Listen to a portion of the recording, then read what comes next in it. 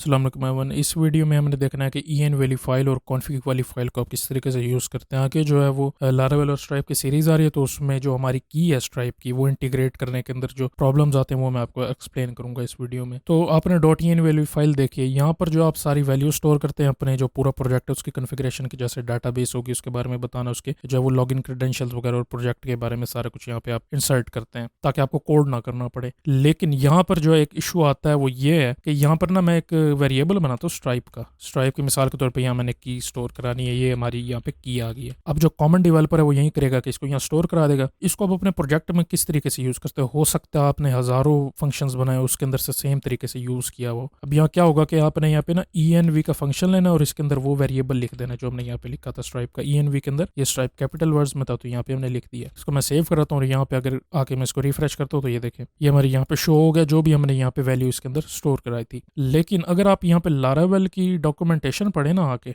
Laravel deployment पे आएंगे, यहाँ पे ऑप्टिमाइजेशन का एक टैब होगा। ऑप्टिमाइजेशन पे आएंगे तो यहाँ पर आपको ये कहता है कि जब आप प्रोजेक्ट को होस्टिंग के ऊपर यहाँ डिप्लॉय कर रहे हो, प्रोडक्शन स्टेट में लेके जा रहे हो, तो आपने ये कमांड्स रन करनी होती हैं, कॉन्फिग कैशे और राउट और व्यू। इससे होता है कि आपका प्रोजेक्ट जो है वो ऑप्टिमाइज हो जाता है और फास्ट काम करता है। तो जो सबसे पहली कमांड है इसके ऊपर जो हमें इशू आता है वो क्या है, अगर मैं इसको कॉपी करके यहाँ पे रन करूँ ना आके टर्मिनल के अंदर, तो हमारा कैशे जो है वो क्लियर हो जाता है। अब अगर मैं इसको रिफ्रेश करूं तो क्या होगा, ये देखें ये गायब हो गया। ये क्यों गायब हुआ है? क्योंकि जो env वाली फाइल में जितने भी हमारे वेरिएबल्स हैं इसकी वैल्यूज कॉन्फ़िग के अंदर जो यहाँ पर हमने डिफाइन की होती हैं इसके अंदर स्टोर हो जाती हैं। कैसे? यहाँ पर जो आपने ऐप अंडरस्कोर नेम दिया यहाँ पर आपको दिया हुआ है, तो क्या करता है कि env वाली फाइल से रीड करता है। यहाँ पर इसने नेम ले लिया, कौन सा, यहाँ ये वाला ऐप का नेम लारावेल। अगर यहाँ पर हमने नेम दिया हुआ है तो ये इसको जो है वो फैच कर लेगा, अगर नहीं दिया हुआ तो ये वाली वैल्यू स्टोर करा लेगा अपने साथ। तो अब हमारे साथ भी यही हुआ कि यहाँ पर वैल्यू तो कॉल हो गई है स्ट्राइप की, लेकिन यहाँ पर वेरिएबल कोई स्टोर नहीं था उसका, यानी कि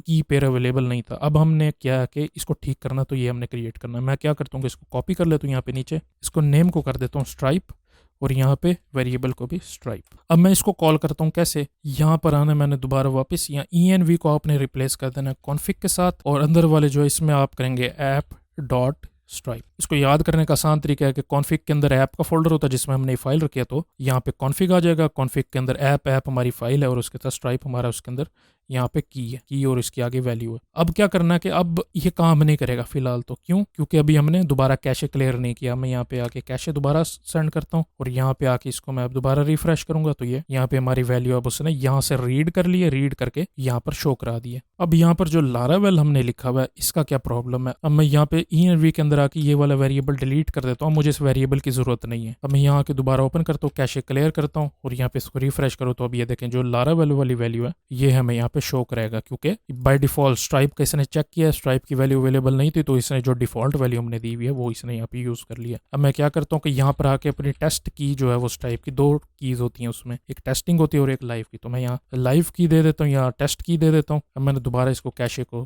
क्लियर करना और यहाँ पे रिफ्रेश करूंगा तो ये यहाँ पे अप्लाई होगी। अब अक्सर डेवलपर क्या करते हैं, यहाँ पर दोबारा स्ट्राइप इज इक्वल टू यहाँ पे आके टेस्ट वाली की दे देंगे। ठीक है, यहाँ पर मैं इसको दे देता हूँ माई टेस्टिंग, सेव कर देते हैं। ठीक है, यहाँ पे टेस्टिंग की दे देंगे, कैशे क्लियर हो गया। यहाँ पे रिफ्रेश करेंगे तो ये टेस्टिंग वाली की आ जाएगी। अब जब उसको प्रोडक्शन में लेके जा रहे हैं तो इसको यहाँ से रिमूव कर देंगे और यहाँ पर आके प्रोडक्शन वाली की आपने पहले से इंसर्ट की होगी यहाँ पे। ठीक है, दोबारा आप यहाँ पे कैशे क्लियर करेंगे, यहाँ से यहाँ पे रिफ्रेश करेंगे इसको तो यहाँ पे प्रोडक्शन वाली की इस्तेमाल होना शुरू हो जाएगी। अब env इस्तेमाल करने का ये नुकसान हो रहा था कि एक तो हमारे जहाँ पर भी हमने फंक्शन दिए हुए थे सारे के सारे हमें रिप्लेस करने पड़ते हैं कैशे के ऊपर। ठीक है, अगर हम ये कमांड रन कर देते, अगर ये ना करते तो हमारा प्रोजेक्ट जो है वो फास्ट नहीं होता, ऑप्टिमाइजेशन उसकी नहीं होती। ठीक है, अब ये रन कर दी है तो फिर env वाली फाइल यूज नहीं होगी, सारा का सारा डाटा जो है वो इंसर्ट हो जाएगा यहाँ पे आके और इसको हम यूज करेंगे। अब अक्सर यूं भी कर सकते हैं, env की वैल्यू ना दी हो, ठीक है, यहाँ पे आके कैशे क्लियर करें, इसको रिफ्रेश करें तो यहाँ पर क्योंकि वेरिएबल दिया लेकिन उसकी वैल्यू नहीं है तो ये यूज नहीं होगा, तो लिहाजा ये है कि इसको यहाँ पे कंप्लीटली आप रिमूव कर दें, कैशे क्लियर करें, कैशे क्लियर करके रिफ्रेश करेंगे तो